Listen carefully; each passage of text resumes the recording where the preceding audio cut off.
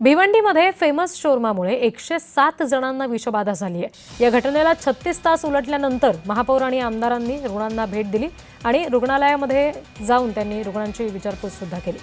भिवंडीमधल्या खंडूपाडा परिसरात फेमस शोरमा नावाचं दुकान होतं, जिथे विकल्या गेलेल्या खाद्यपदार्थांमुळे विषबाधा झाली आणि या गंभीर प्रकरणामध्ये आता 36 तासानंतर या बाधितांची संख्या 107 वर गेलेली आहे। शहरात खळबळ माजली आहे। दरम्यान इतक्या मोठ्या प्रमाणावर अन्न विषबाधेची घटना घडलेली आहे आणि त्यानंतर जवळपास 36 तास उलटून गेल्यानंतर भिवंडीचे प्रथम नागरिक महापौर नारायण चौधरी आणि भाजपा आमदार महेश चौगुले यांनी दुपारी रुग्णांच्या तब्येतीची विचारपूस करण्यासाठी रुग्णालयामध्ये जाऊन त्यांना ते भेटलेले आहेत।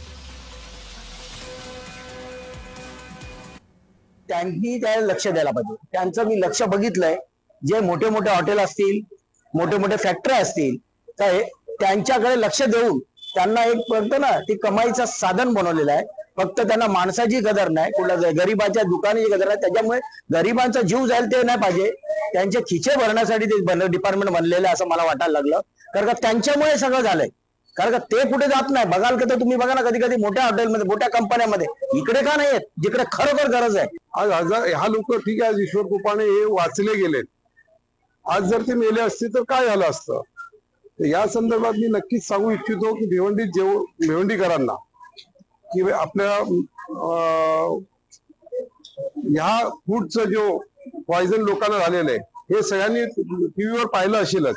पण मी लोकांना एवढंच आव्हान देतोय की बाहेरचा फूड जो आहे शक्यतो तुम्ही खाऊ नका।